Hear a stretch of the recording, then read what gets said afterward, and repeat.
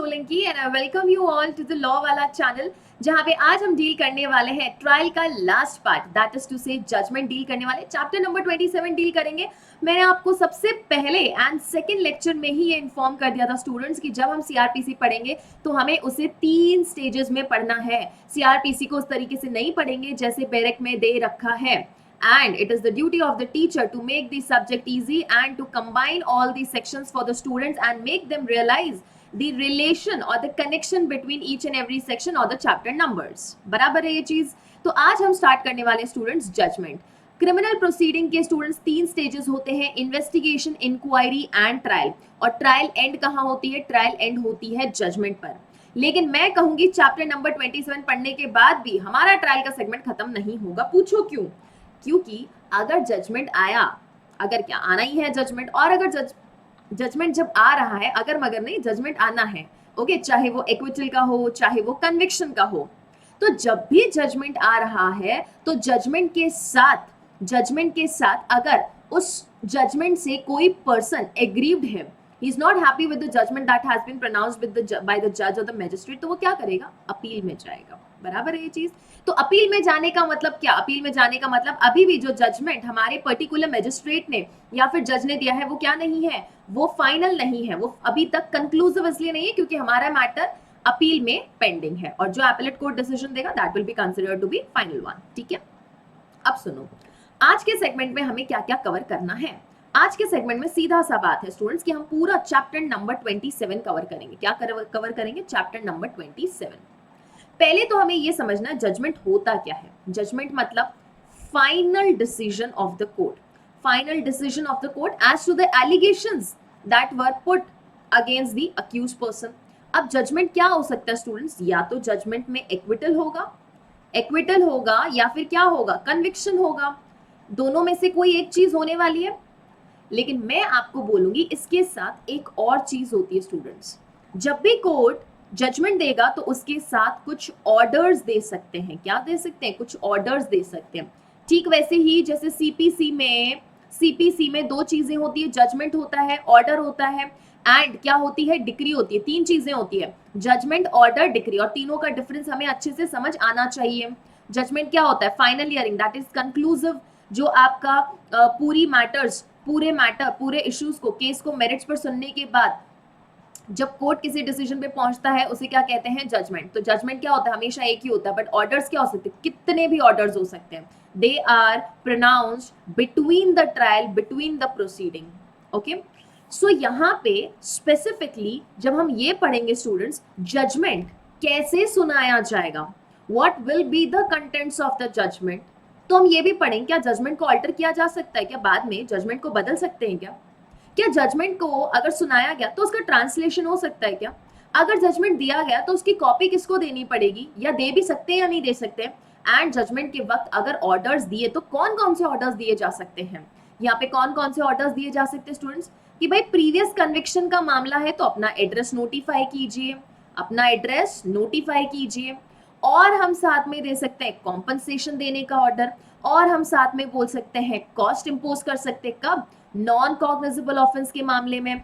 और क्या बोल सकते हैं कि भाई we are releasing you on under your section number 360 for the probation of good conduct, और we are releasing you on admonition. तो जजमेंट का चैप्टर नंबर 27 पढ़ते वक्त जब जजमेंट के कंटेंट्स पढ़ रहे हो तो उससे भी ज्यादा इंपॉर्टेंट है वो ऑर्डर्स जो वहां पर कोर्ट क्या कर सकता है? जजमेंट देते वक्त पारित कर सकता है। So 2 things we are going to study under your section chapter number 27.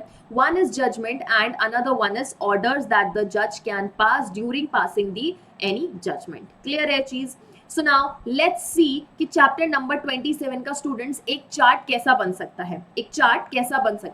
So this is the chart which I have made for your chapter number 27, जहां सबसे बेसिक हम पढ़ेंगे 353 में क्या बेसिक पढ़ना है हमें? जजमेंट कब पारित किया जाएगा या जजमेंट प्रोनाउंस करने का तरीका क्या होगा। Then we will be coming to 354 and 355। क्या पढ़ेंगे? 354, 355 पढ़ने वाले हैं, जहां हम लैंग्वेज देखेंगे, जजमेंट का कंटेंट देखेंगे कि जब भी हम जजमेंट प्रोनाउंस कर रहे हैं तो उसमें क्या क्या चीजें लिखनी है एग्जैक्टली।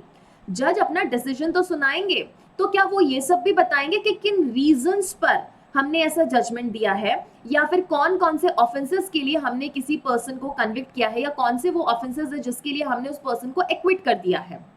एंड साथ में 355 पढ़ेंगे स्टूडेंट्स, बिकॉज 355 इंपॉर्टेंट रहता है किस कॉन्टेक्स्ट से, मेट्रोपॉलिटन मजिस्ट्रेट अगर जजमेंट दे रहे तो उनके जजमेंट का कंटेंट क्या होगा। देन 361 में हम रिकॉर्ड करेंगे कुछ स्पेशल रीजंस। आप हमें बताइए कि आपने किसी अक्यूज को सेक्शन 360 का बेनिफिट क्यों नहीं दिया, वो हम 361 में मेंशन करके बताएंगे। 362 में बोला एक बार जजमेंट प्रोनाउंस कर दिया तो उसके बाद नो अल्टरेशन, एक बार मैंने कोई चीज की कमिटमेंट कर दी तो कर दी, फिर तो मैं खुद की भी नहीं सुनता हूं।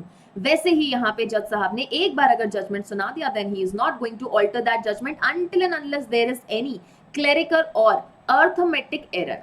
ये पढ़ेंगे 362 में। 363 कहता है जजमेंट की कॉपी देंगे, किसको देंगे, 363 में पढ़ेंगे। 364 से जजमेंट का ट्रांसलेशन किया जा सकता है।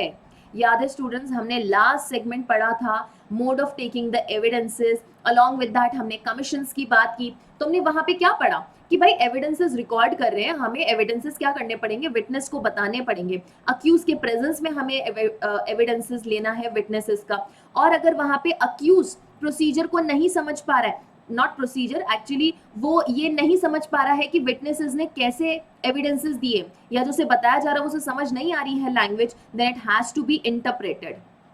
इंटरप्रिटेशन होगा उसका, एंड इंटरप्रिटेशन जब होगा 279, तो वहां पर क्या है, interpreter is bound to interpret everything truthfully.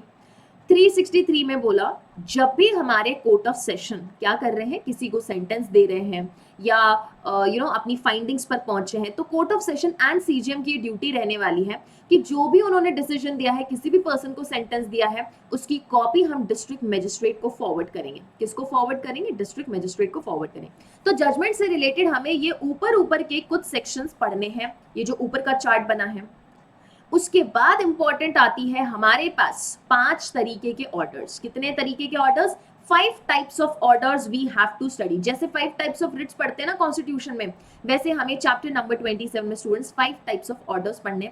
जैसे सबसे पहला हमारा ऑर्डर रहेगा, 356 के अंदर ऑर्डर दे सकता है जज कि इनकेस आपका पहले कन्विक्शन हो चुका था, अब आपको फिर से कुछ पर्टिकुलर ऑफेंसेस के लिए कन्विक्ट किया जा रहा है, मतलब अब आपका सब्सिक्वेंट कन्विक्शन हो रहा है ना, वापस से कन्विक्शन किया जा रहा है। तो जब भी आपका कन्विक्शन ओवर होगा, जब भी आपका कन्विक्शन या जो सेंटेंस है वो एक्सपायर होगा, तब आपको क्या करना है, अपना एड्रेस नोटिफाई करना है कि हाँ भाई बताओ आप कहाँ रहने वाले हो। अगले 5 साल तक के लिए आपको अपना एड्रेस नोटिफाई करना, और एड्रेस में कोई भी चेंज होता है तो वो भी आपको कोर्ट में आके बताना है। 357 में क्या बोला, 357 में बोला विक्टिम को हम कॉम्पनसेशन दे सकते हैं। 357 में कोर्ट ऐसा ऑर्डर पारित कर सकता है यहाँ पे अक्यूज के लिए कि आपको क्या देना पड़ेगा, विक्टिम को कॉम्पनसेशन देना पड़ेगा। उसके बाद पढ़ेंगे हम newly added sections, that is 357A, 357B and 357C। बराबर है ये चीज, ये सारी चीजें हमें एक साथ पढ़नी है बराबर, जो कि ऐड हुई है 2009 के अमेंडमेंट से। Clear.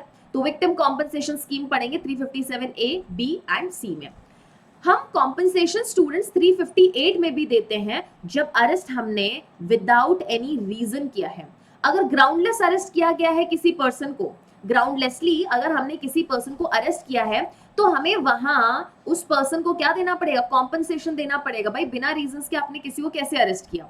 Then we will come to section number 359 जो बोलता है नॉन कॉग्निजेबल ऑफेंस की जब भी कंप्लेंट आएगी तो अक्यूज पर्सन कंप्लेनेंट को कॉस्ट पे करेगा जो उसने बेयर किया है।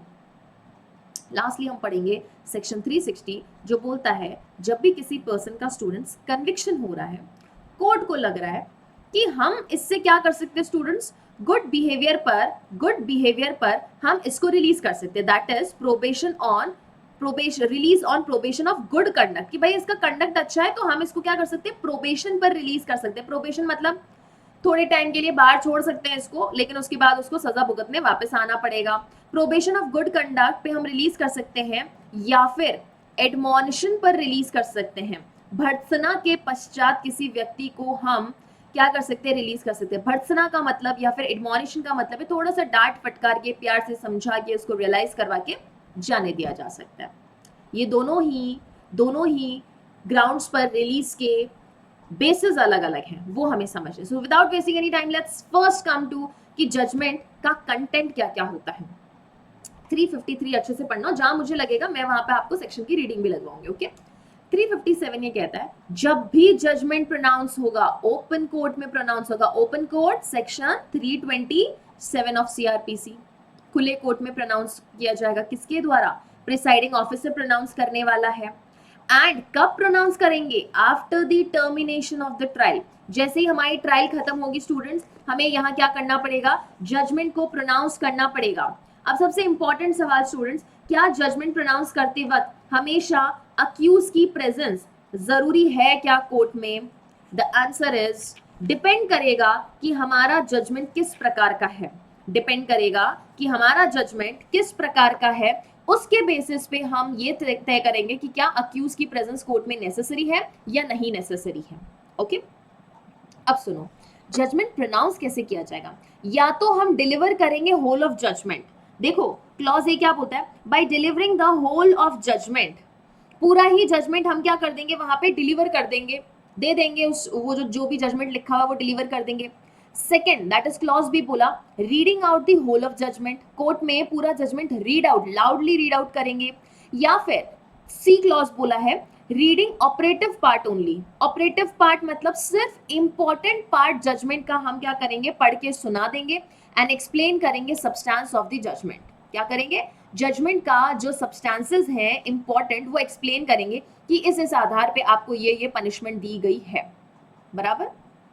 Now clause A by delivering the whole of judgment, clause B by delivering out the whole of, sorry, by reading out the whole of judgment, C by reading out operative part of the judgment and explaining the substance of judgment in the language which is understood by the accused or pleader। Clear है चीज, बराबर। अब सबसे important point है, अगर accused custody में नहीं है, क्या बोला जा रहा है, अगर अक्यूज कस्टडी में नहीं है तो फिर हम उसे क्या करेंगे, सॉरी अगर अक्यूज कस्टडी में है, क्या है, अक्यूज कस्टडी में, जेल में या तो जुडिशियल कस्टडी या पुलिस कस्टडी में, तब हम उसे क्या करेंगे, जजमेंट सुनने के लिए कोर्ट में लेके आएंगे। चलो भाई आज आपकी हियरिंग है, फाइनल जो है आपका जजमेंट सुनाया जा रहा है, जजमेंट डे है, तो आपको कोर्ट में उपस्थित रहना पड़ेगा। ऐसा हम jailer that is officer in charge of the jail को ऐसा नोटिस भेजेंगे, वो वहां पे प्रस्तुत कर देगा उस अक्यूज पर्सन को। अगर अक्यूज पर्सन कस्टडी में नहीं है, मतलब क्या बेल पे बाहर है, देन उसको बोला जाएगा कि भाई आप कोर्ट में अटेंड कीजिए, कोर्ट में आ जाइए, लेकिन कहां पर उसकी अटेंडेंस की जरूरत नहीं है, अगर ऑफेंस ऐसा है जहां पर उसके अगेंस्ट सिर्फ और सिर्फ फाइन को इम्पोज किया गया है एंड कोर्ट ने ये बोला है कि आपकी जो पर्सनल अटेंडेंस है हम वो डिस्पेंस करते हैं। ये कौन से मामले में हो सकता है, पेटी ऑफेंस। पेटी ऑफेंस पढ़ के आए ना, summon in case of petty offence 206, तो वहां पे क्या बोला जाता है, 260 दैट इज समरी ट्रायल, क्या बताया जा रहा है कि भाई पेटी ऑफेंस क्या होता है। देन इन दैट केस जब आपको सिर्फ और सिर्फ फाइन, आप पर सिर्फ और सिर्फ फाइन इम्पोज किया गया है, then in that case what can you do, you can give your fine either with the help of the post or any telegraph that is the messenger or through your pleader also। तो एक बार ये point पढ़ेंगे, that is subsection 5 and subsection 6। Subsection 5 बोलता है if the accuse is in custody he shall be brought up to hear the judgment pronounced। Subsection 6, if the accused is not in custody, he shall be required by the court to attend to hear the judgment pronounced। Court उसे बुलाएगा, judgement pronounce किया जा रहा है, आप आके सुनिए। Except where his personal attendance during the trial has been dispensed with and the sentence is one of fine only or he is acquitted। जहां पर स्टूडेंट्स एक्विटल का जजमेंट दिया जा रहा है, या फिर जहां पर उसके ऊपर सिर्फ और सिर्फ फाइन इम्पोज किया जा रहा है और जज ने क्या बोला कि भाई आपकी जो पर्सनल अटेंडेंस है वो डिस्पेंस कर दे, तो फिर अक्यूज को वहां पर पर्सनली जजमेंट सुनने के लिए आने की जरूरत नहीं है, बराबर, क्लियर। लेकिन what if more than one accuse are there, एक से ज्यादा अक्यूज है और उसमें से कुछ प्रेजेंट नहीं है, then in that case court में प्रोनाउंस दैट इज जजमेंट में be pronounced in their absence. 4 accuse थे, 4 में से सिर्फ 3 ही अपियर हुए हैं अभी तक कोर्ट में, एक अपियर नहीं हुआ, तो कोई बात नहीं, उस एक के एब्सेंस में भी जजमेंट प्रोनाउंस किया जा सकता है। लेकिन कोई भी जजमेंट जो डिलीवर हो चुका है वो इस ग्राउंड्स पे इनवैलिड नहीं घोषित किया जाएगा कि भाई कोई पार्टी एब्सेंट थी या कोई प्लीडर नहीं आ पाया था। This is given under your subsection 7। No judgment delivered by any criminal court shall be deemed to be invalid by reason only of absence of any party or his pleader on the day or from the place notified for the delivery. कि भाई particular place पे हमने आपको बुलाया था, आप नहीं आए, or of omission to serve or defect in serving or the parties or their pleader or any of them the notice of such day or place, कि मात्र क्योंकि किसी पर्सन को या पार्टी को या प्लीडर को हम नोटिस नहीं दे पाए, डिफॉल्ट हो गया, ओमिशन हो गया, then on those grounds no judgement can be said to be invalid, वो जजमेंट फिर भी वैलिड रहेगा. क्लियर है चीज, क्योंकि आप बाद में जजमेंट की कॉपी ले सकते हो. बराबर क्लियर है चीज. तो ये पॉइंट बहुत अच्छे से ध्यान रखना, और ये एक्विटल और फाइन वाला पॉइंट जहां पर अक्यूज की प्रेजेंस की जरूरत नहीं है. And also the modes of pronouncing the judgement, these 3 points आपको अच्छे से ध्यान रखना है. क्लॉज बी और सॉरी सबसेक्शन बी और subsection C, subsection 2 and subsection 3 को भी अच्छे से पढ़ना है, जहां पे वो क्लॉज ए, क्लॉज बी और क्लॉज सी के रिस्पेक्ट में कुछ चीजें बता रहे हैं. Now we will come on to the important part, that is 354, जो बोलता है लैंग्वेज क्या रहेगी जजमेंट प्रोनाउंस करने की और कंटेंट क्या रहेगा. तो इन्होंने बोला जजमेंट हमेशा कोर्ट की लैंग्वेज में होगा, और कोर्ट की लैंग्वेज क्या है हम पढ़ चुके हैं पहले भी, लास्ट सेशन में ही स्टूडेंट्स मैंने आपको बताया था कोर्ट की लैंग्वेज क्या होती है. It is given under 272 which says that state government may decide the language of the court except high court. High court की लैंग्वेज कभी भी स्टेट गवर्नमेंट डिसाइड नहीं करेगी, जो लैंग्वेज स्टेट गवर्नमेंट डिसाइड कर दे वही लैंग्वेज किसी भी पर्टिकुलर कोर्ट की होने वाली है, और उसी लैंग्वेज में कोर्ट यहाँ पे जजमेंट डिलीवर करेंगे, ऐसा दे रखा है 354 में. अब उस जजमेंट के स्टूडेंट्स कंटेंट क्या क्या रहने वाले. It says point of determination, decision and reason, कौन से आधार पे कौन से पॉइंट्स आपने डिटरमाइन किए हैं, यहाँ पे क्या डिसीजन है आपका, और उस डिसीजन के पीछे का रीजन क्या है, रेशियो डिसेंड है. Next is specify the offence, वो ऑफेंस स्पेसिफाई कीजिए जिन आधार पे आपने किसी पर्सन को कन्विक्ट किया है, एंड अगर किसी पर्सन को एक्विट किया तो वो भी ऑफेंसेस स्पेसिफाई कीजिए जिन ऑफेंसेस पे आपने किसी पर्सन को क्या किया है, एक्विट किया है. लेकिन इंपॉर्टेंट चीज ये नोटिस करना स्टूडेंट्स, अगर कन्विक्शन हो गया, जज साहब कंफ्यूज हैं बिटवीन द 2 सेक्शंस की, इन दोनों में से कौन से सेक्शन में इस पर्सन का कन्विक्शन होना है. कन्विक्शन तो तय है, but there is doubt between the sections, then court shall distinctly express it, अलग से उसको क्या करने वाला है, कोर्ट एक्सप्रेस करने वाला है. And in case death sentence दिया जाता है तो वहां पर कोर्ट ये मेंशन करने वाला है that the convicted person be hanged by neck till his death, कि आप उसको हैंग करेंगे. हैंग कैसे करेंगे, ऐसा नहीं कि पैर पकड़ के आपने हैंग कर दिया, हैंग तो कैसे ही बोल सकते ना कि चलो हाथ बांध के लटका दिया हमने, उसके पैर बांध के लटका दिया, बट नहीं, hang by what, hang by neck, मतलब आपको उसको सूली पर चढ़ाना, सूली पे उसका गला, ठीक है, गले में आप उसके फंदा डालेंगे. And till what time period he has to be hanged by death, hanged by neck till he is dead, जब तक उसकी मृत्यु नहीं हो जाती, जब तक उसकी डेथ नहीं हो जाती, तब तक आप उसे सूली पर टंगा के रखेंगे. This is a very important point, till he is dead, क्योंकि हो सकता है किसी पर्सन को 15 मिनट लगे, 20 मिनट लगे, आधा घंटा लगे मृत्यु होने में, कोई हो सकता है 2 मिनट में ही मर जाए जैसे ही सूली पे टंगाया. This point is very necessary कि जब तक उसकी डेथ ना हो जाए तब तक के लिए हमें उस पर्सन को क्या करना है, उस पर्सन को वहां पर सूली पर लटका के रखना है. क्लियर है चीज ना. एक बार 354 की रीडिंग लगाएंगे. 354 की रीडिंग मैं आपको लगवा रही हूँ with the perspective of mains. Mains में जजमेंट राइटिंग लिखने को आएगा और वहां पर आपको किस तरीके से लिखना है इसके लिए जरूरी है 354 पढ़ेंगे. It says except as otherwise expressly provided by this code, अगर इस कोड में कहीं एक्सप्रेसली प्रोवाइड कर रखा है तब तो भाई आप अपना जजमेंट उस अकॉर्डिंग सुना दीजिए. कहाँ प्रोवाइड कर रखा है, समरी ट्रायल. आ जाओ सेक्शन नंबर 365 एज स्पेसिफिकली 363 पे आओ, हम ऑलरेडी पढ़ चुके हैं इसके बारे में. See section number 363 record and summary trials, 364 judgement in case tried summarily. तो जहां पर हम 354 में सारे जजमेंट्स की बात कर रहे हैं, 264 किसकी बात करता है, judgement in case of summary trial. वहां प्रोवाइड कर रखा है ना 264 में, तो हमें उस तरीके से जजमेंट देना है. बाकी केसेस में हम कैसे देंगे, जैसे हमें 354 में दे रखा है, every judgement referred under section 353 shall be first in the language of the court. Clause B shall contain the point or points of determination, decision and the reason for the decision. Clause number C shall specify the offense and section of the IPC or other law the accused is convicted and the punishment to which he is sentenced. तो हमें offence specify करना है, section specify करना है, plus punishment बताना है कि तुमको कितना पनिशमेंट मिला है. Then clause D, if it be a judgment of acquittal shall state the offense of which the accused is acquitted and direct that he be set at liberty.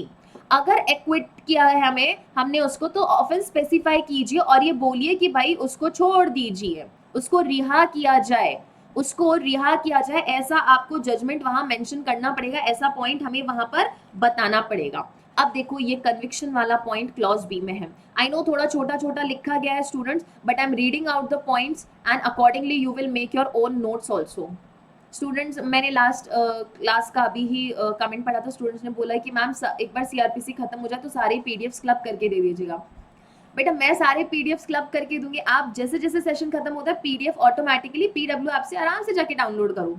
मैं ये सारी पीडीएफ सिर्फ तब क्लब करने वाली हूँ जब सीआरपीसी का वन शॉट लेंगे हम, और मान के चलना वो वन शॉट कम से कम 10 से 12 घंटे का होगा, और शायद आपको फाउंडेशन बैच से भी ज्यादा वो वन शॉट पसंद आएगा, but one shot we will be covering at later stage. One shot पढ़ने का मजा तब है स्टूडेंट्स जब आपने सीआरपीसी को एक दो बार अच्छे से पढ़ लिया है, तब वन शॉट में आपकी चीजें अच्छे से रिवाइज होगी, will be able to connect more sections. क्योंकि यहाँ हम डे बाय डे क्या कर रहे हैं, दिन पर दिन क्या करते जा रहे हैं, हम सारे सेक्शंस को पढ़ते जा रहे हैं. So by the end of the complete foundation batch for CrPC you will realise कि अब हमने बहुत सारे जाने पहचाने सेक्शंस को साथ साथ में देखा है. दूसरी बार, तीसरी बार, चौथी बार जब सीआरपीसी को पढ़ोगे बहुत सारे सेक्शंस को साथ में कनेक्ट कर पाओगे. कनेक्ट कर पाना, मैंने बोला है जब भी कनेक्ट करेंगे दो तरीके से कनेक्ट करना है. एक आपको समझना है whether that section is relevant, उस सेक्शन के साथ रेलेवेंट है तो हम उसको पढ़ेंगे सो दैट हम मेंस में उस पॉइंट को आगे लिख के आ सके.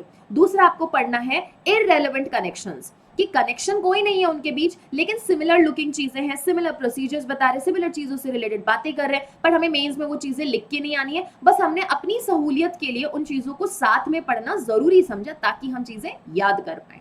ओके, चलिए subsection 2, where the conviction is under IPC and it is doubtful under which of the two sections or under which of the two parts of the same section of that code the offense falls. अब पता नहीं है हमें कि कौन से section, कौन से सबसेक्शन, कौन से क्लॉज, कौन से एक्सप्लेनेशन, कौन से एक्सेप्शन के अंतर्गत हमारा वो ऑफेंस फॉल कर रहा है. The court shall distinctly express the same and pass the judgment in alternative. बराबर. Clause not clause, subsection 3, when the conviction is for the offense punishable with death or in alternative the imprisonment for life or imprisonment for a term or years, या तो death है या LI है या कितने भी समय तक के लिए आपको इम्प्रिजनमेंट में भेजा जा रहा है, the judgement shall state the reasons for the sentence awarded and in the case of sentence of death special reasons for such sentence.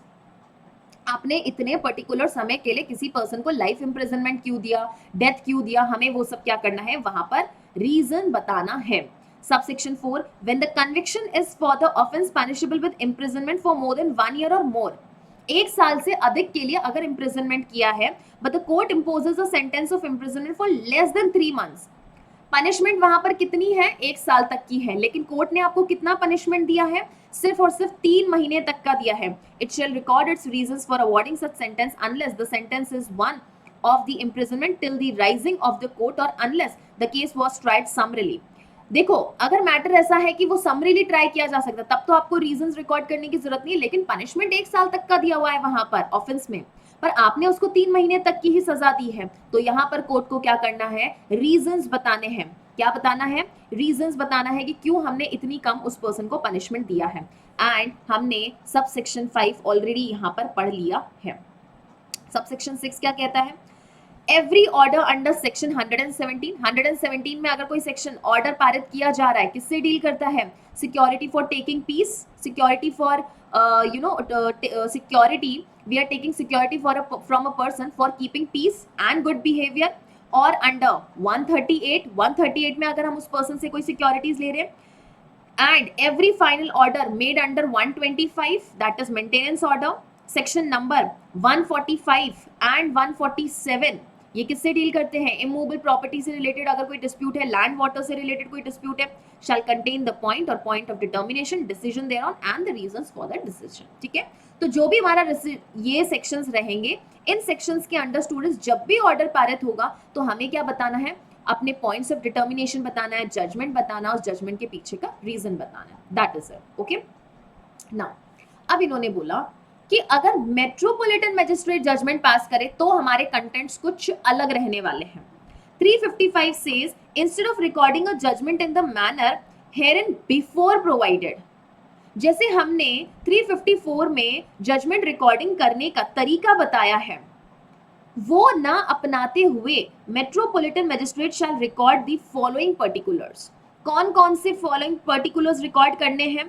तो उन्होंने बोला serial number of the case, date of commission of offence, name of the complaint, it is the name of the complainant. किसका name है? Complainant का name है। Name of accused, उसका parentage, उसका address, offence complaint या offence जो prove हो चुका है साथ में, प्ली ऑफ अक्यूज्ड, अक्यूज ने अगर प्लीड गिल्टी किया है या कोई भी ऐसी प्ली दी है तो, और उसका एग्जामिनेशन, अगर अक्यूज का यहाँ पर स्टूडेंट्स एग्जामिनेशन हुआ है तो हमें वो भी मेंशन करना है, फाइनल ऑर्डर जो भी आया है, डेट ऑफ ऑर्डर, किस दिन हमने कोई ऑर्डर पारित किया है वो, एंड अगर अपील लाई करती है तो हमें ब्रीफ स्टेटमेंट देने पड़ेंगे for reasons for the decision. देखो ये लास्ट आई पॉइंट में लिखा है, आई क्लॉज में लिखा है, in all the cases in which appeal lies from the final order either under section 373 or under subsection 3 of 374 a brief statement of the reasons for the decision। हमें ये पता है कि भाई इस मैटर से आगे अपील लाई करेगी तो हमें अपने डिसीजन के रीजंस बताने पड़ेंगे ताकि एपेलेट कोर्ट उन्हें कंसिडर कर सके किसी अपील को एंटरटेन करते वक्त। ओके, सो 354 एंड 355 आपको बहुत अच्छे से ध्यान रखना है क्योंकि दोनों में ही अलग अलग कोर्ट्स के जजमेंट के कंटेंट के बारे में बात की जा रही है। Now we will move on to certain things जो यहाँ पे हमें ध्यान रखनी है जब जजमेंट प्रोनाउंस हो रहा है। जब जजमेंट प्रोनाउंस हो रहा है स्टूडेंट्स तो हमने बोला कुछ स्पेशल रीजंस आपको रिकॉर्ड करने पड़ेंगे। 361 में हम जजमेंट कहाँ प्रोनाउंस करते हैं? जजमेंट प्रोनाउंस कहाँ होता है? 353 में जजमेंट प्रोनाउंस होता है। Always remember this. 354 और 355 में जजमेंट प्रोनाउंस नहीं हो रहा है, वहां पे तो बेटा हम कंटेंट पढ़ रहे हैं कि हम जब जो जजमेंट लिखेंगे, जो कागज में पूरा जजमेंट लिखने वाले, उसका सीक्वेंस क्या होगा, कंटेंट क्या होगा। जजमेंट प्रोनाउंस कहाँ होता है? 353 में जजमेंट प्रोनाउंस हो रहा है। ओके, हालांकि ये जनरल बताया मैंने, हालांकि जजमेंट अगर हम बात करें प्रोनाउंस की तो हर ट्रायल के अकॉर्डिंग डिपेंड करेगा। चैप्टर नंबर 18, 19, 20, 21 सब में वहां जजमेंट प्रोनाउंस करने का सेक्शन अलग अलग है। लेकिन अगर हम बात करें mode of pronouncing the judgement, है ना, मुझे क्या बोलना चाहिए था? मोड या way of pronouncing the judgement, तो वो कहां दे रखा है? 353 में दे रखा है। ओके, क्लियर ये चीज। नाउ जब स्टूडेंट्स कोई भी कोर्ट या as a magistrate when you will be pronouncing any judgement, तो आप ये देखोगे क्या अक्यूज को हमें किसी चीज का बेनिफिट देना चाहिए? अगर देना चाहिए तो आप 360 में उसको बेनिफिट दे दोगे प्रोबेशन का। लेकिन अगर आपको लग रहा है कि नहीं, बेनिफिट तो दे सकता था court could have given the accuse the benefit of section 360 और प्रोबेशन ऑफ गुड कंडक्ट, दे सकते थे हम उसको बेनिफिट, लेकिन हमने नहीं दिया। तो आप रीजंस रिकॉर्ड करो क्यों हमने उस पर्सन को सेक्शन नंबर 360 या प्रोबेशन ऑफ ऑफेंडर्स एक्ट 1958 का बेनिफिट उसे क्यों नहीं दिया। अगर वो यूथफुल ऑफेंडर है तो हम children act 1960 that is to say juvenile justice act का बेनिफिट दे सकते थे उसको हम जेजे एक्ट के अंतर्गत ट्राई कर सकते थे, लेकिन हमने नहीं किया। और अगर नहीं किया तो उसके स्पेशल रीजंस आपको रिकॉर्ड करने पड़ेंगे जजमेंट देते वक्त। बराबर 362 सेज अगर जजमेंट प्रोनाउंस कर दिया स्टूडेंट्स एक बार तो उसके बाद उस जजमेंट को हम ऑल्टर नहीं कर सकते।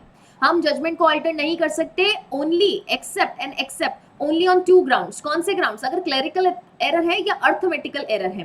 क्लेरिकल, भाई हमें 1000 लिखना था, हमने 100 ही लिखा, तो ये क्या हो गई? क्लेरिकल मेथड हो गई। अर्थमेटिकल में आपकी कोई एरर हो चुकी है, तो क्लेरिकल बोलूं या अर्थमेटिकल एरर बोलूं, कोई ग्रामर लैंग्वेज की आपकी प्रॉब्लम हो चुकी है जहां पे आपको लग रहा है कि भाई इंटरप्रिटेशन में प्रॉब्लम हो सकती है यहाँ पे, तो उन सारी चीजों में हम ऑल्टरेशन कर सकते हैं, बाकी जजमेंट में कोई ऑल्टरेशन नहीं होने वाला है। Okay, 363 talks about copy of judgment. हम जजमेंट की कॉपी किसको किसको देंगे, अक्यूज को भी दे सकते हैं और अदर पर्सन्स को भी दे सकते हैं। कब देंगे, after the pronouncement of the judgment. अब 363 स्टूडेंट्स काफी चीजों की बात करता है जिसमें आपको बेसिक इतना ध्यान रखना है कि अक्यूज या अदर पर्सन को हम क्या कर सकते हैं, जजमेंट की कॉपी दे सकते हैं। 364 सेज जजमेंट को ट्रांसलेट करना पड़ेगा if the proceeding was in the language different from the language of the court and accused बोल रहा है कि भाई मुझे नहीं समझ आ रही, आपने ये जो जजमेंट प्रोनाउंस किया है या ये जो जजमेंट के दौरान जो भी आपकी प्रोसीडिंग चली है मुझे नहीं समझ आ रहा, तो जजमेंट को हमें क्या करना पड़ेगा स्टूडेंट्स, अक्यूज के लिए ट्रांसलेट करना पड़ेगा। अगर जजमेंट उस भाषा में नहीं है जिस भाषा में एक्चुअल होना चाहिए था, दैट इज कोर्ट की लैंग्वेज में नहीं है, तो हमें क्या करना पड़ेगा, हमें उसको ट्रांसलेट करवा के देना पड़ेगा। एक बार 364 पे आएंगे students, 364 it says that the original judgment shall be filed with the record of the proceeding। Original judgment को हम किसके साथ साथ में अटैच करेंगे, proceedings of the record of the proceeding and where the original is recorded in the language different from that of the court. जो हमारी original proceeding है वो कौन से लैंग्वेज में रिकॉर्ड की गई है, कोर्ट से अन्य भाषा में हमने उसको रिकॉर्ड किया है। तो अगर अक्यूज चाहे, अक्यूज ऐसा रिक्वायर करे and the accused so require, a translation into the language of the court shall be added in such record। तो ये ट्रांसलेशन कौन सी लैंग्वेज में होगा, इन दी लैंग्वेज ऑफ कोर्ट, कोर्ट की लैंग्वेज में हमें इसे ट्रांसलेट करके प्रोसीडिंग के रिकॉर्ड के साथ स्टूडेंट्स ऐड करना। प्रोसीडिंग का रिकॉर्ड मतलब क्या हो गया, वो सारे एविडेंसेस जो हमने विटनेसेस से रिकॉर्ड किए हैं, चार्जशीट हो गई, एफआईआर हो गए, आपकी फॉरेंसिक साइंस लेबोरेटरी से अगर कोई टेस्ट आया है, कोई एविडेंस आया, तो वो सारा प्रोसीडिंग का रिकॉर्ड होता है, मेमो होता है। उसके साथ हम क्या करेंगे, जजमेंट की लैंग्वेज को जजमेंट को ट्रांसलेट करके, कोर्ट की लैंग्वेज में ट्रांसलेट करके उसको अटैच करेंगे।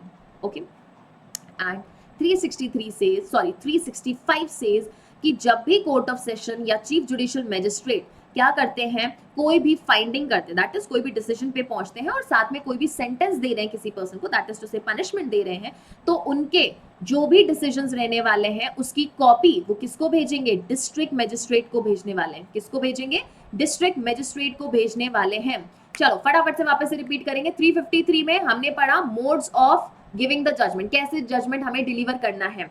354 में हमने डिस्कस किया language and content of the judgment. 355 में हमने क्या डिस्कस किया, मेट्रोपॉलिटन मैजिस्ट्रेट कैसे जजमेंट देंगे या उनके जजमेंट का कंटेंट क्या होने वाला है।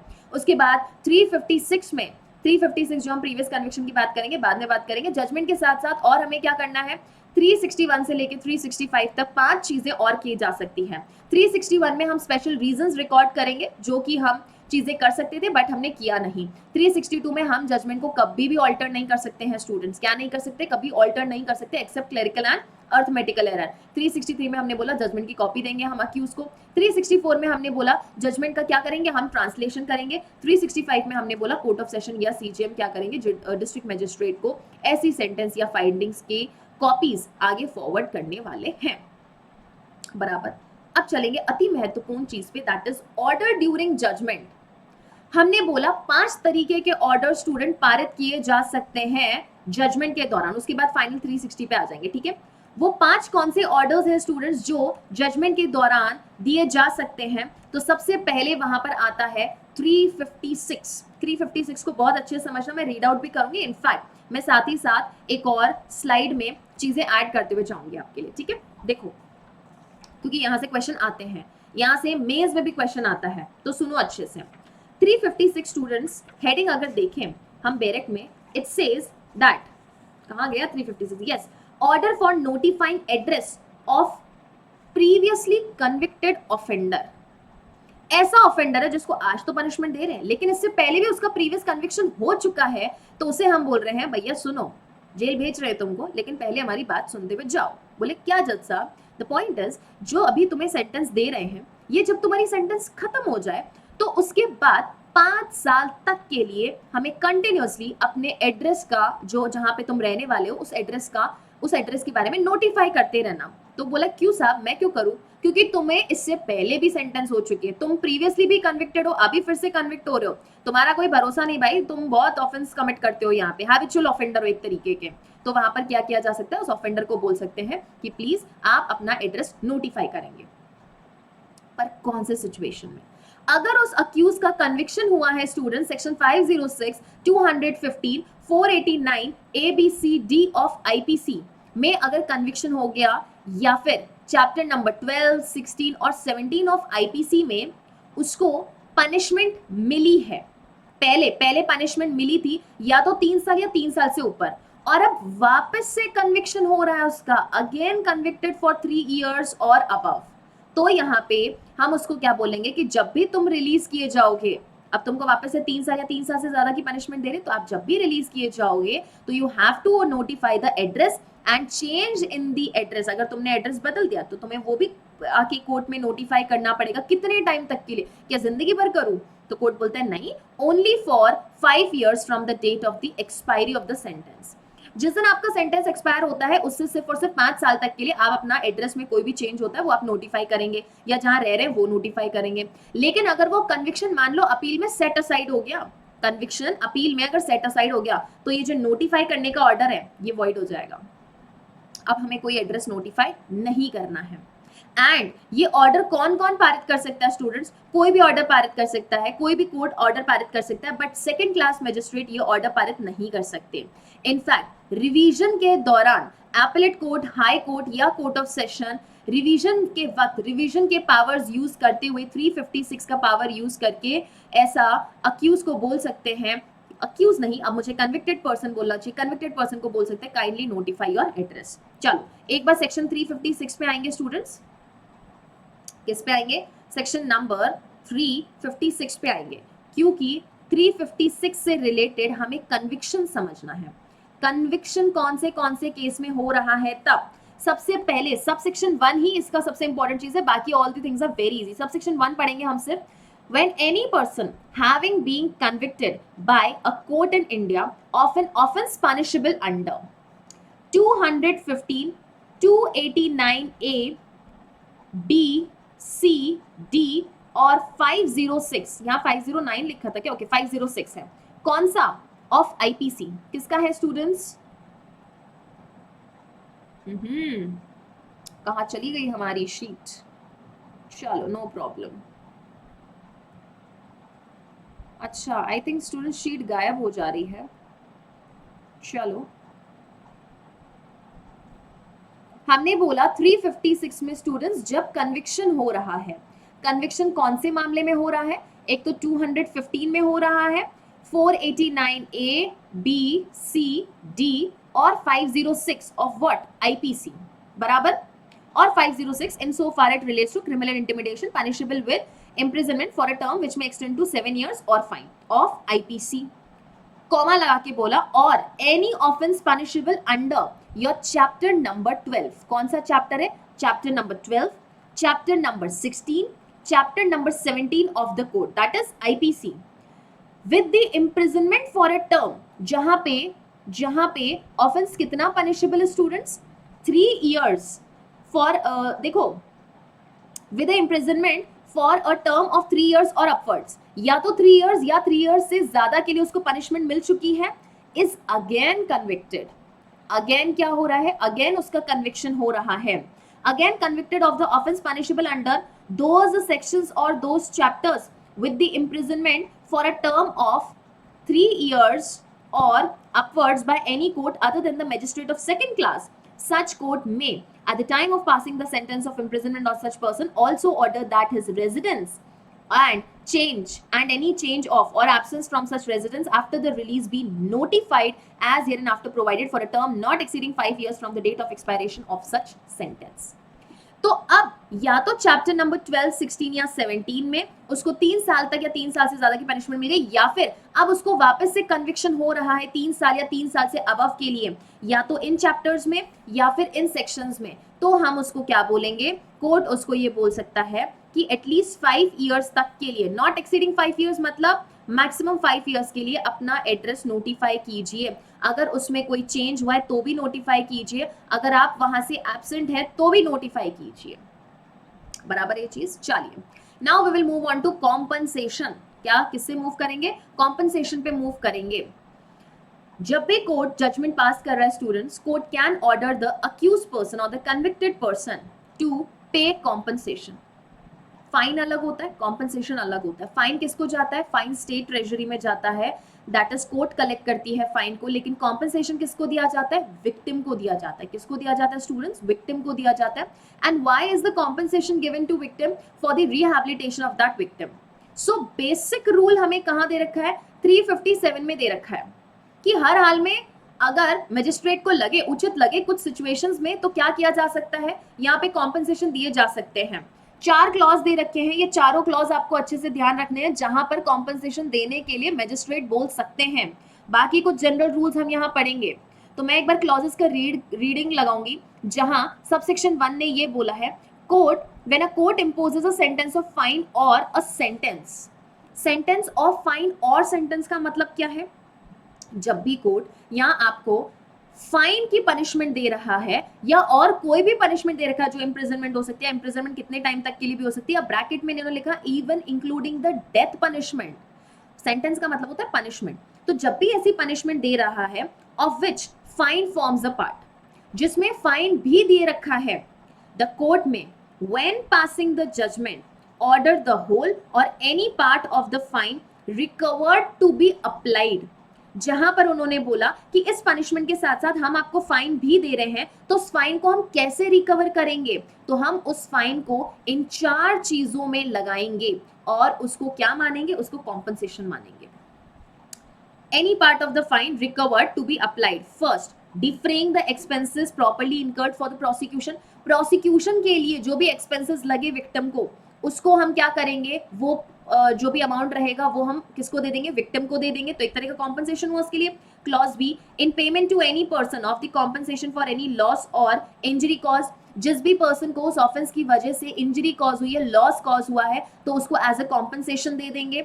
नेक्स्ट, कन्विक्शन हुआ है क्योंकि हमने किसी पर्सन की डेथ कॉज की थी एंड कॉम्पनसेशन कुछ दूसरे लोगों को रिकवर करने का अधिकार है अंडर फैटल एक्सीडेंट एक्ट 1855।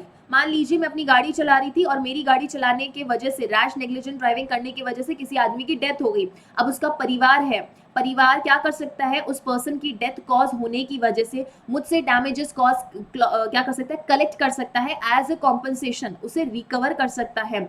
तो यहाँ पे मैं उस पर्सन को, जब मेरी कन्विक्शन हो जाए क्योंकि मैंने किसी पर्सन की डेथ कॉज की थी, देन इन दैट केस मुझे उसके डिपेंडेंट्स को क्या देना पड़ेगा स्टूडेंट्स? यहाँ पे वो कॉम्पनसेशन देना पड़ेगा under your fatal accident act 1855। Clause 4 ने ये बोला that whenever the person is convicted, person को क्यों कन्विक्ट कर रहे हैं हम? थेफ्ट के लिए कन्विक्ट कर रहे हैं, criminal misappropriation, criminal breach of trust, या फिर चीटिंग, और फॉर हैविंग डिसऑनेस्टली रिसीव्ड और रिटेन्ड और having voluntary assisted in dispossessing the stolen property knowing or having reason to believe it to be stolen property।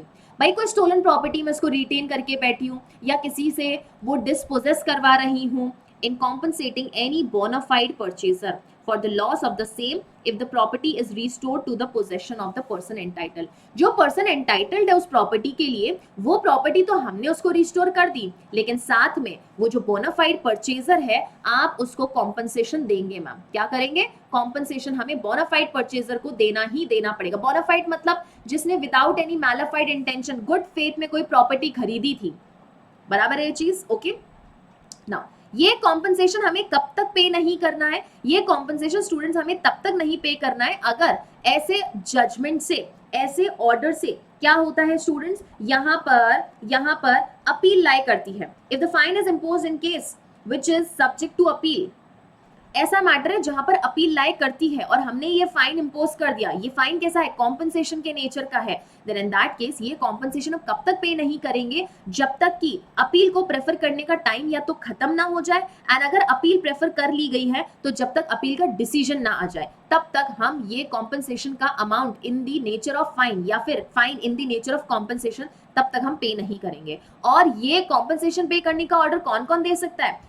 Appellate court, high court and court of session जब अपना revision का power use कर रहा है, उस वक्त ये कोर्ट्स भी 357 का ऑर्डर दे सकते हैं। क्लियर है चीज? ओके।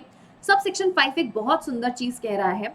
सेक्शन नंबर 357 में सब सेक्शन 5 क्या चीज बोल रहा है, ये अच्छे से सुनो। इन्होंने बोला at the same time awarding compensation is subsequent civil suit relating to the same matter.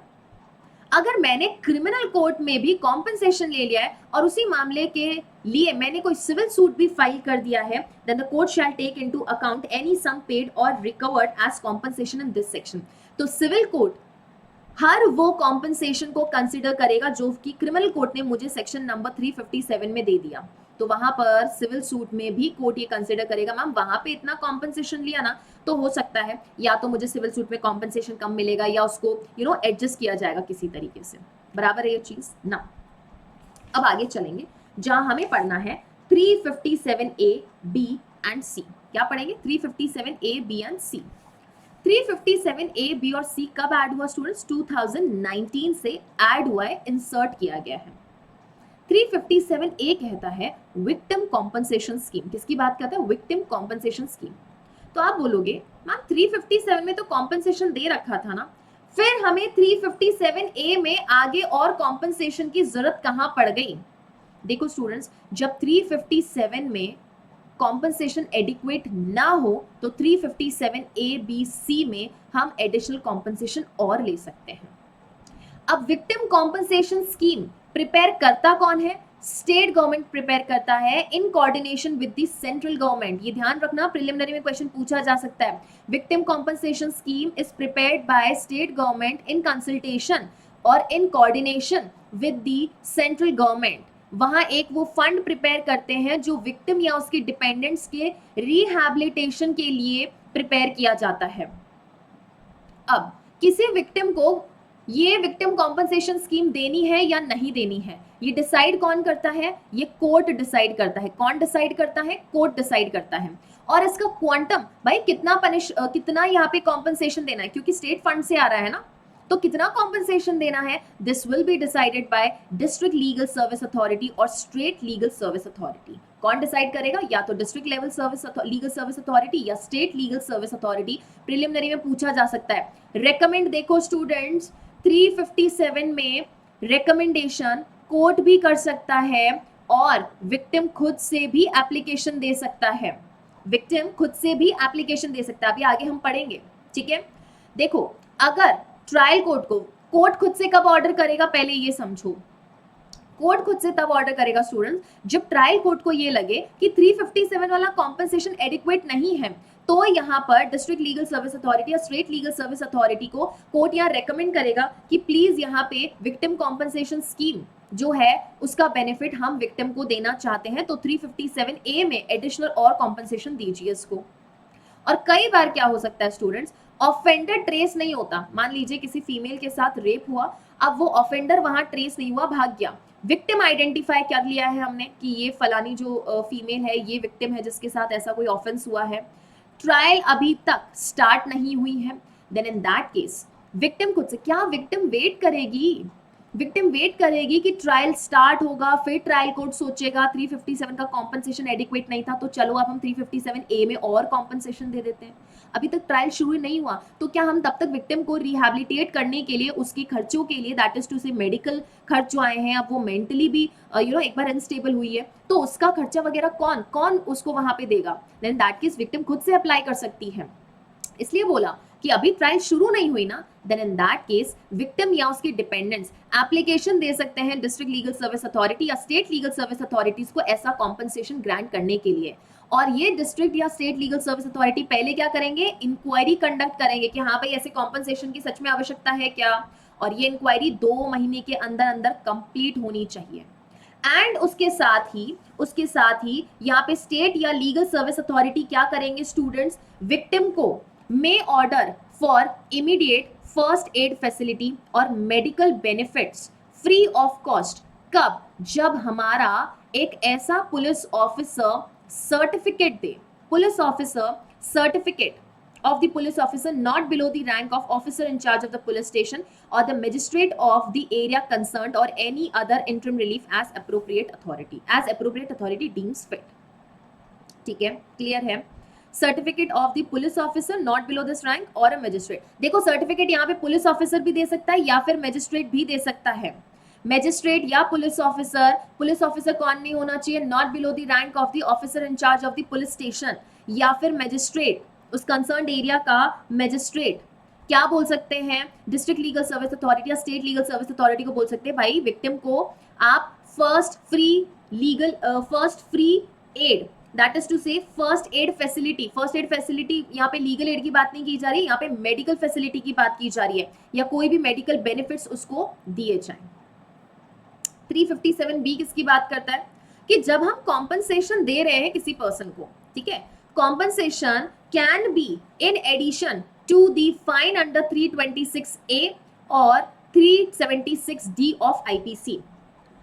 जो कॉम्पनसेशन पे किया जा रहा है गवर्नमेंट के द्वारा under section 357A shall be in addition to the payment of the fine to the victim under 326A, 376AB, D, DA and DB of IPC।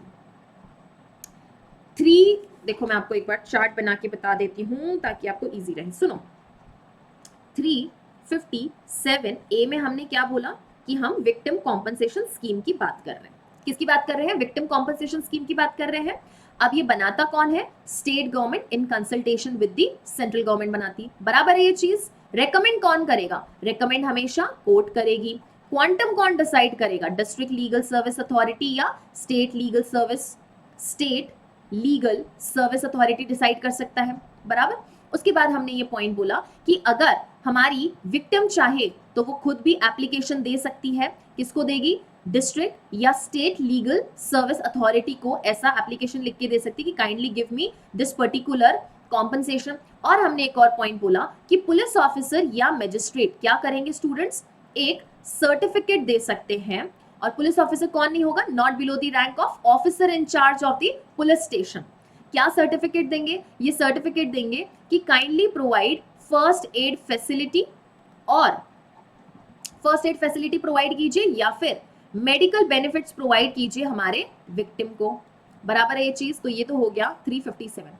अभी जो 357 में, जस्ट अ मिनट स्टूडेंट्स, अब जो स्टूडेंट्स हमने 357 में victim को compensation दिया है, 357B क्या बोलता है? 357B ये बोलता है that the compensation payable by the state government under 357, ये क्या होगा? 357A में दिया गया compensation will be in addition to the payment of fine। compensation plus fine हम दोनों ले सकते हैं। फाइन कहाँ पे? फाइन वहां पे इम्पोज किया जा रहा है आईपीसी के कुछ सेक्शंस में। कौन सा? 326A, 376AB, D, DA and DB। In sections में आईपीसी में जब कोई पर्सन कन्विक्ट हो रहा है और वो फाइन पे कर रहा है तो उसके साथ ही साथ हम 357A में कॉम्पनसेशन भी ले सकते हैं। ऐसा कौन कहता है? 357B कहता है। एंड 357C ने क्या बोला? 357C ने बोला ट्रीटमेंट ऑफ विक्टिम। क्या बोला? Treatment of victim. और अगर इस विक्टिम का ट्रीटमेंट नहीं किया, किसने? हॉस्पिटल्स ने। हॉस्पिटल कौन से हो सकते हैं स्टूडेंट्स? हॉस्पिटल प्राइवेट भी हो सकता है, हॉस्पिटल पब्लिक भी हो सकता है। प्राइवेट और public whether run by central government या स्टेट गवर्नमेंट, भले उसको सेंट्रल गवर्नमेंट रन करे या स्टेट गवर्नमेंट रन करे या लोकल बॉडी रन करे या कोई भी अदर पर्सन रन करे, इनकी इमीडिएट ड्यूटी बनती है कि वो फर्स्ट एड और मेडिकल ट्रीटमेंट प्रोवाइड करेंगे कंप्लीटली फ्री ऑफ कॉस्ट। क्या करेंगे? First aid facility plus medical benefits कैसे प्रोवाइड करेंगे? फ्री ऑफ कॉस्ट प्रोवाइड करेंगे। अलॉन्ग विद दैट पुलिस को इन्फॉर्म करेंगे कि ऐसा कुछ ऑफेंस हुआ है। कौन से सेक्शंस के अंदर? आईपीसी के सेक्शन नंबर 326 का ऑफेंस हुआ है या 376 A, B, B, C, D, DA, DBE, मतलब रेप के सारे ही ऑफेंसेस, सारे ही सेक्शन। एंड 326 क्या कहता है? एसिड अटैक की बात करता है। तो इन मामले में प्राइवेट या पब्लिक हॉस्पिटल को क्या करना है? ऐसी facility free of cost medical treatment उस विक्टिम को देना है। लेकिन अगर इन्होंने मेडिकल फैसिलिटी नहीं दिया students, then section number 166B of IPC यहाँ अट्रैक्ट हो जाता है। एक बार सारे स्टूडेंट्स 166B ऑफ आईपीसी पे आएंगे, जो क्या बताता है? जो बोल रहा है that punishment for non treatment of victim. तो आप इसको किसके साथ कनेक्ट करेंगे? 166B ऑफ आईपीसी के साथ कनेक्ट करेंगे। 357C will be connected with 166B of IPC. Clear है ये चीज? ये देखो यहाँ पर ये चीज देखने को मिलेगी। ओके, चलिए अब चलेंगे 358 पे, जो बोलता है अगर आपने विदाउट कोई ग्राउंड्स किसी पर्सन को अरेस्ट कर लिया है then you have to pay compensation to that person, और कॉम्पनसेशन कितना पे करेंगे, 1000 रुपीज का।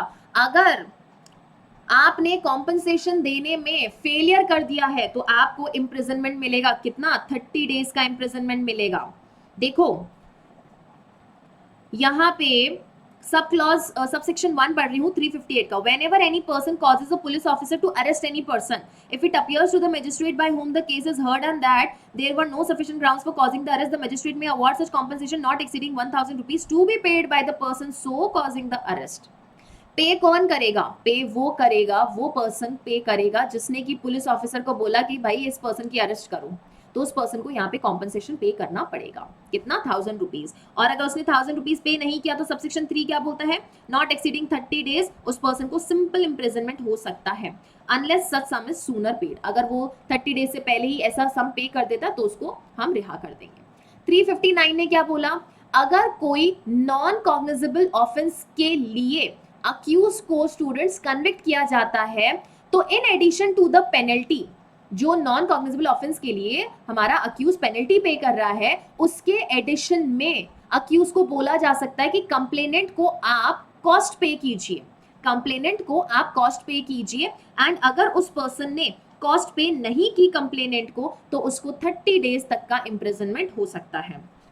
और ये ऑर्डर पारित करने का किसका किसका पावर है, हाई कोर्ट का भी है, एपेलेट कोर्ट का भी है, कोर्ट ऑफ सेशन का भी है, जब वो अपने रिवीजन पावर यूज कर रहे हैं। जब वो रिवीजन करते हैं और रिवीजन करते वक्त जो उनको रिवीजन पावर्स यूज या फिर रिवीजन करते वक्त जो जो पावर्स यूज कर सकते हैं वो पावर्स यहाँ पर यूज करते वक्त 359 का ऑर्डर पारित कर सकते हैं किसी भी अक्यूज पर्सन के against. This is given under 359।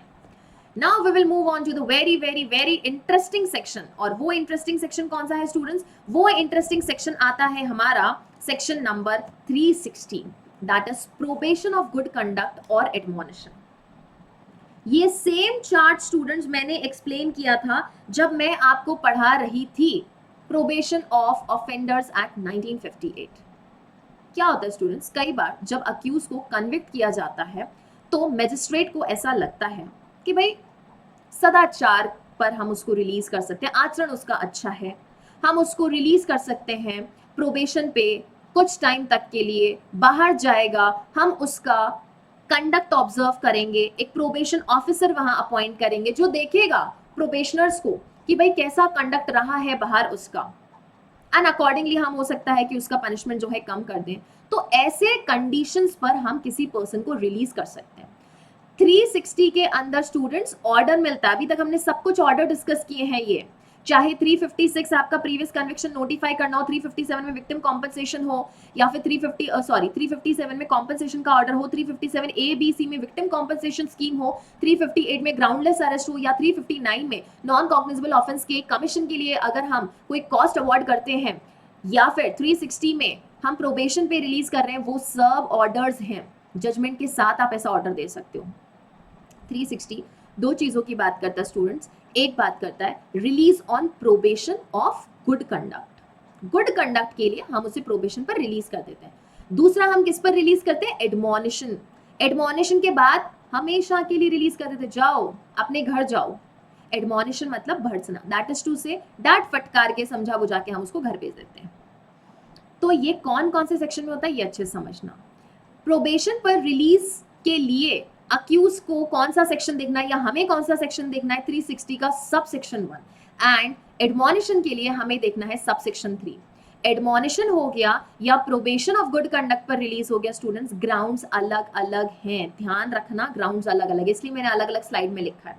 अगर मैं बात करूं students probation of good conduct पर रिलीज करने की, तो वहां पे अगर कोई पर्सन ऐसा है जो 21 ईयर्स अबव है, जिसको पनिशमेंट कितनी मिली है, या तो फाइन मिली है या 7 ईयर्स या 7 ईयर्स से कम की पनिशमेंट मिली है, क्या है 21 साल से ऊपर का है, पनिशमेंट या तो फाइन मिला है या 7 साल मिला है या 7 साल से कम की पनिशमेंट मिली है, या फिर ऐसा पर्सन है जो 21 साल से कम है या वुमेन है, मतलब ज्यादा दिमाग नहीं था, 21 साल से कम है, 21 साल से कम है मतलब अभी मिच्योर नहीं है, लगभग भले ही 18 से ऊपर वो मेजर की कैटेगरी में आ जाता है, बट अभी ज्यादा दुनिया नहीं देखी, ऑफेंस कमिट हो गया, संगति ऐसी मिली, 21 ईयर्स से कम है या विमेन है, और उनको पनिशमेंट चाहे कोई भी पनिशमेंट मिली हो, लेकिन पनिशमेंट डेथ या लाइफ इंप्रिजनमेंट की नहीं है।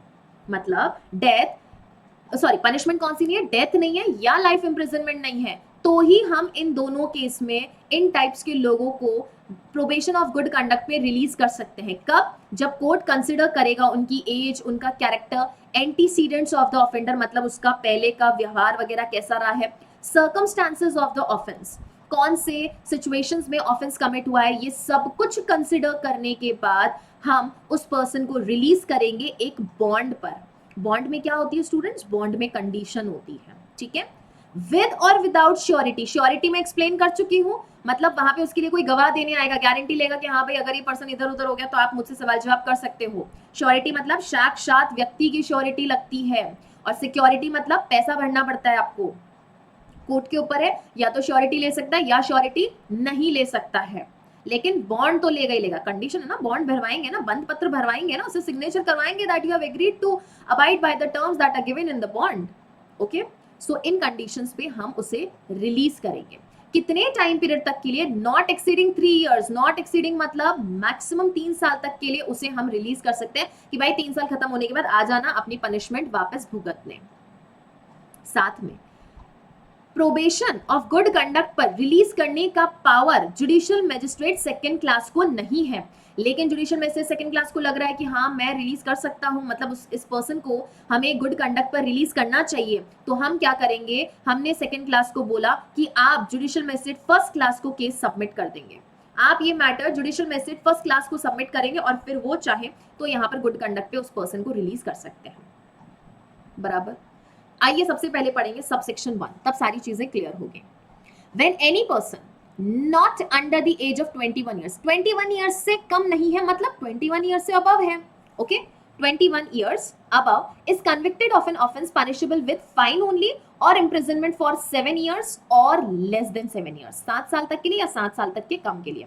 और सेकेंड सिचुएशन कौन सी बताई? सेकेंड सिचुएशन इन्होंने बताया और when any person under 21 years, 21 साल से कम है, or a woman is convicted of offense not punishable with death or life imprisonment and no previous conviction is proved against the offender, इनके विरुद्ध कोई भी previous conviction नहीं है। देखो स्टूडेंट्स, जहां पर किसी पर्सन का previous conviction हो रखा है उसको प्रोबेशन का बेनिफिट नहीं मिलता है, ना 360 में मिलता है, ना प्रोबेशन ऑफ ऑफेंडर्स एक्ट में मिलता है। प्रोबेशन ऑफ ऑफेंडर्स एक्ट में भी हम पढ़ते हैं सेक्शन नंबर 345, जहां हम प्रीवियस कन्विक्शन को कंसिडर करते हैं।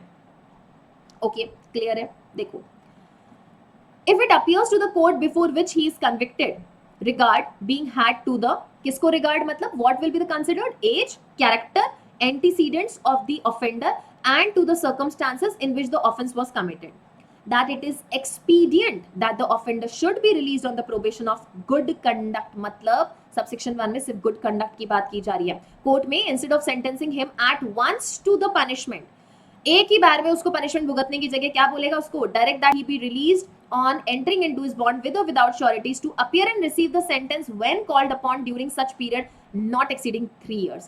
3 साल तक के लिए मैक्सिमम हम तुम्हें छोड़ सकते हैं, लेकिन 3 साल के अंदर अंदर जब भी हम तुम्हें बुलाएंगे प्रॉमिस करो कि तुम आके अपनी वो सेंटेंस को भुगतोगे।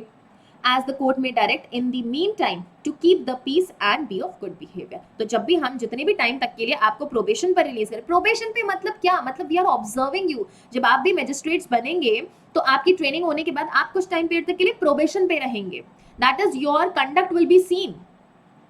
ओके, चलिए, provided that where any first offender is convicted by the magistrate of second class not specially empowered by the high court, ऐसे second class ने उसको क्या किया है, यहाँ पे कन्विक्ट किया जिसको हाई कोर्ट ने कोई अथॉरिटी नहीं दी है ऐसा गुड कंडक्ट पे रिलीज करने का।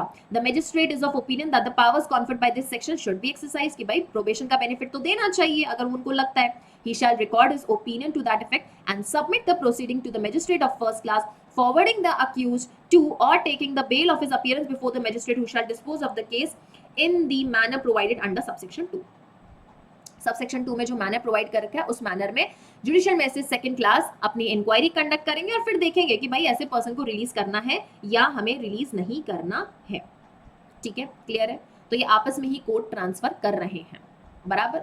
अब देखो सेक्शन नंबर 360 की जब हम बात करते हैं तो 360 पे किसका किसका इफेक्ट नहीं होगा? इन्होंने बोला प्रोबेशन ऑफ ऑफेंडर्स एक्ट का हम पे कोई इफेक्ट नहीं होता है, childrens act that is JJ act का हम पे कोई इफेक्ट नहीं होता है, और अगर कोई लॉ है जो कि ट्रीटमेंट या ट्रेनिंग या फिर यूथफुल ऑफेंडर से रिलेटेड कोई भी ट्रीटमेंट, ट्रेनिंग या रिहैबिलिटेशन की बात करे तो उसके ऊपर, उन पर हमारा कोई इफेक्ट नहीं होता है। Nothing in this section shall effect, sorry 360 का इफेक्ट इन तीनों पर नहीं होगा, 360 का इफेक्ट इन तीनों पर ही नहीं होने वाला है, बराबर। अब सुनो, कहने का मतलब ये है, अगर 360 में हमने किसी को डिनाई कर दिया कि भाई 360 का बेनिफिट नहीं मिलेगा, तो वो प्रोबेशन ऑफ ऑफेंडर्स एक्ट का बेनिफिट क्लेम कर सकता है कि भाई उसमें तो आप हमें बेनिफिट देने का प्रयास कीजिए, बराबर। नाउ सी, सबसेक्शन 1 में जब भी ऐसे प्रोबेशन ऑफ गुड कंडक्ट पे हम किसी पर्सन को रिलीज कर रहे हैं तो एज, कैरेक्टर वगैरह तो कंसिडर करेंगे, साथ में कोर्ट ये भी कंसिडर करेगा that is the place of abode and regular occupation in the place where the offender is likely to live during the probation. जब हम उस पर्सन को प्रोबेशन पे 3 साल तक के लिए मैक्सिमम छोड़ रहे हैं तो हमें ये भी देखना है कि वो कहाँ पर जाके रहने वाला है, कौन सा ऑक्यूपेशन वो कंसिडर करेगा, कहाँ पे एग्जैक्टली कौन सी प्लेस में वो जाके रहेगा, तो ये भी हमें कंसिडर करना पड़ेगा। Now coming to the release after admonition. After admonition मतलब डांट फटकार के, समझा बुझा के, भर्त्सना के पश्चात हम उसको छोड़ देते हैं। लेकिन कब छोड़ेंगे? जब उस पर्सन का कन्विक्शन किस चीज के लिए हो रहा है, या तो थेफ्ट के ऑफेंस के लिए, थेफ्ट इन बिल्डिंग के लिए, डिसऑनेस्ट मिसअप्रोप्रिएशन के लिए, चीटिंग के लिए, या आईपीसी में ऐसा कोई भी ऑफेंस जिसमें उसको पनिशमेंट मिली हो, जहां पर पनिशमेंट क्या नहीं है, नॉट मोर देन 2 years, 2 साल तक से ज्यादा के लिए उसे आईपीसी के किसी भी अदर ऑफेंस में पनिशमेंट नहीं मिली, या फिर उसे सिर्फ और सिर्फ फाइन से हमने पनिश किया है, प्लस कोई भी प्रीवियस कन्विक्शन नहीं था, तो ही हम उसे एडमोनिशन पे रिलीज करेंगे। क्या करेंगे? तो ही उस पर्सन को एडमोनिशन पे रिलीज करेंगे, और एडमोनिशन पर रिलीज करते हुए हम उसकी एज, कैरेक्टर, एंटीसीडेंट, उसका फिजिकल और mental condition, tribal nature of the offence की ऑफेंस कितना तुच्छ था, कितना छोटा था। अगर ऑफेंस छोटा है तो ऑब्वियसली हम उसे एडमोनिशन पे रिलीज करेंगे। क्यों भाई, क्यों मारा थप्पड़ अपने पड़ोसी को, समझा बुझा के 360 सबसेक्शन 3 में से रिलीज कर देंगे। And circumstances of the offence, ये सारी चीजें कंसिडर करने के बाद we will release him for admonition. So always remember students, preliminary में पूछा जा सकता है probation of good conduct and admonition, दोनों के ग्राउंड स्टूडेंट्स अलग अलग हैं। Remember this thing very nicely. और सेम चीज आपको probation of good conduct, sorry probation of offenders act में मैंने सेक्शन 3, 4 और 360 को कंपेयर करके पढ़ाया है, तो वहां पे जाके देखना किसका स्कोप ज्यादा बड़ा है, सेक्शन 3 का बड़ा है, 4 का बड़ा है, या 361, 360 सबसेक्शन 1 या 360 सबसेक्शन 3, किसका स्कोप बड़ा है वो जाके वहां जरूर कंपेयर करना। Okay, now we will read subsection 3, और उसके बाद छोटे छोटे से सेक्शंस हैं जो मैं आपको एक फ्लो में cover करवाऊंगी। It says subsection 3, in any case in which a person is convicted of theft, theft in building, dishonest misappropriation, cheating or any offense under IPC punishable with not more than 2 years, जहां पे punishment कितनी नहीं है, 2 साल से ज्यादा की नहीं है, और any offence punishable with fine, जहां पे सिर्फ और सिर्फ फाइन की पनिशमेंट दे रखी है, एंड कोई भी प्रीवियस कन्विक्शन प्रूव नहीं हुआ है against that person, the court before which he is so convicted may, if it thinks fit, having regard to the age, character, antecedent or physical or mental condition of the offender and to the tribal nature of the offense or any extenuating circumstances under which the offense was committed, instead of sentencing him to any punishment, release him after the due admonition. Release him after what? Release him after admonition. एक चीज और देखना, क्या मैं ये कह सकती हूँ, कैन आई कंक्लूड कि हम उस पर्सन को समन केस में रिलीज कर सकते हैं? कैन आई से this? Yes or no? Yes, I can say this. Why I can say this? Because any offense which is not punishable with more than 2 years is said to be a summon case. तो यहाँ बोला ना, IPC में कोई भी ऐसा offence है जहां पर पनिशमेंट 2 साल से ज्यादा की नहीं है, not more than 2 year imprisonment, तो वहां पे क्या कर सकते हैं, हम उस पर्सन को एडमोनिशन पे रिलीज कर सकते हैं, बराबर। लेकिन ये सारी चीजें कंसिडर करेंगे। पता चला उसके तो कैरेक्टर ही अच्छा नहीं है, या फिर पता चला कि भाई नहीं, बहुत ही घातक प्रवृत्ति का व्यक्ति है, भले पहली बार ऑफेंस हुआ तो क्या हुआ, हम उसको रिलीज नहीं कर सकते, तो कोर्ट का डिस्क्रिप्शन वो रिलीज नहीं करेंगे। ओके, क्लियर है ये चीज? ओके, बराबर। चलिए देखो, वर्ड क्या लगा रखा है, द कोर्ट में, मतलब 360 में भी वर्ड क्या लगा रखा है, मे, बराबर। तो what is it? It is the description of the court. Now coming to subsection 4 जो कहता है कौन कौन ऐसा 360 में ऑर्डर दे सकता है, तो हम ऑलरेडी पढ़ के आए हैं कि भाई जुडिशियल मजिस्ट्रेट फर्स्ट क्लास तो दे ही सकते हैं, हाई कोर्ट भी दे सकता है, court of session, appellate court, जब वो अपने रिवीजन के अंतर्गत पावर्स यूज कर रहे हैं तो वो 360 का बेनिफिट किसी भी अक्यूज को दे सकते हैं।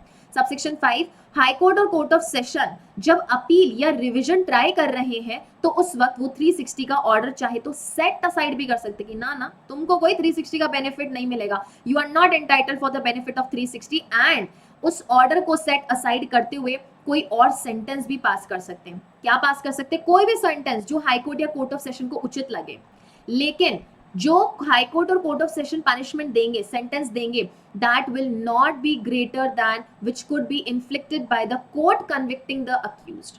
जो कोर्ट उस पर्सन को, अक्यूज को कन्विक्ट कर रहा था, जितना पावर उस पर्टिकुलर कोर्ट को था पनिशमेंट देने का, उतना ही पनिशमेंट यहाँ हाई कोर्ट और कोर्ट ऑफ सेशन दे सकता है जब वो 360 का ऑर्डर सेट असाइड कर रहे हैं, जो कि किसने पास किया था?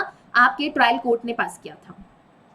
ठीक है, आगे बोला सबसेक्शन 6 बोलता है कि section 121 that is rejection of sureties, 124 जो कि क्या बात करता है? आपके आगे श्योरिटीज के एक्सटेंशन की बात करता है, अनएक्सपायर्ड पीरियड की बात करता है, 373 जो अपील की बात करता है, apply in case where the sureties are offered, जहां पे श्योरिटीज ऑफर किए जा रहे हैं 121, 124, 373 सब अप्लाई होगा। 121 में क्या होता है? अगर कोर्ट को लगे तो श्योरिटीज को रिजेक्ट कर सकता है, वैसे कि वैसे यहाँ पर भी अगर बोला कि हाँ भाई श्योरिटी लेके आओ तो ही हम तुमको प्रोबेशन ऑफ गुड कंडक्ट पे रिलीज करेंगे, कोर्ट को लगा नहीं तुम्हारी श्योरिटीज फिट नहीं है, 121 के तहत हम यहाँ पर भी उस पर्सन को, उस श्योरिटी को रिजेक्ट कर सकते हैं।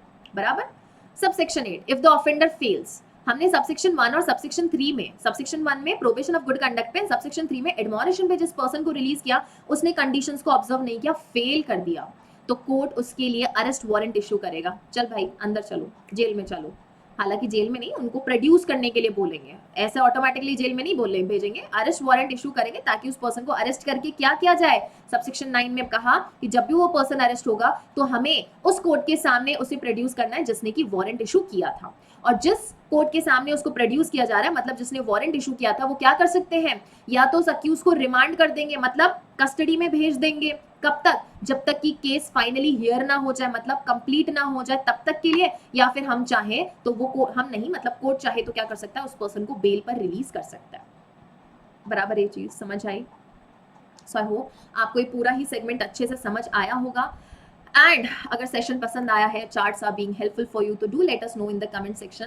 Along with that, in case you find any problem with whatever I am teaching, या कोई पॉइंट समझना है with respect to the session with respect to anything that I'm teaching in the session, then you can connect with me through my telegram group that is Shivani Solanki. Shivani Solanki type करेंगे, group appear होगा, that is a public group जिसकी chat मैंने publicly open नहीं कर रखी है। What you have to do is there is a link जो कि आपको पिन किया हुआ मिलेगा। If you click on that link, वहां पे मैंने एक प्रोफाइल ऐड कर रखी है, उसको ओपन करते ही chat box will open in front of you, then you can drop your message whatever you want over there. Okay, message वहां पे ड्रॉप कर दीजिएगा। प्लीज नोट्स की डिमांड करने के लिए बिल्कुल मत कीजिए, क्योंकि मैंने हमेशा बोला है जो भी नोट्स है यूट्यूब पे मैंने अपनी क्लास में जो भी लिखा है that are the sufficient notes, and वो आपको PW ऐप से लेने हैं। लॉ फाउंडेशन बैच के नोट्स आप कहाँ से लेंगे? PW ऐप से लेने वाले हैं, एंड यही नोट्स आपको खुद अपने हाथों से फेयर आउट करने हैं। और कोई चीजें लगे बेरेक में जो मैंने आपको इंटरप्रिटेशन करके बताया है, कुछ और एडिशनल चीजें पढ़ाई है बेरेक में से, तो वो सारी चीजें ऐड करते हुए आपको चलना है। क्लियर है ये चीज? So yes, that was all from my side, and I hope you all have enjoyed this session. So now we will meet in another new session जहाँ पे हम डिस्कस करेंगे अपील और उसके बाद रिविजन और रेफरेंसेस डिस्कस करेंगे। Till then, thank you so much.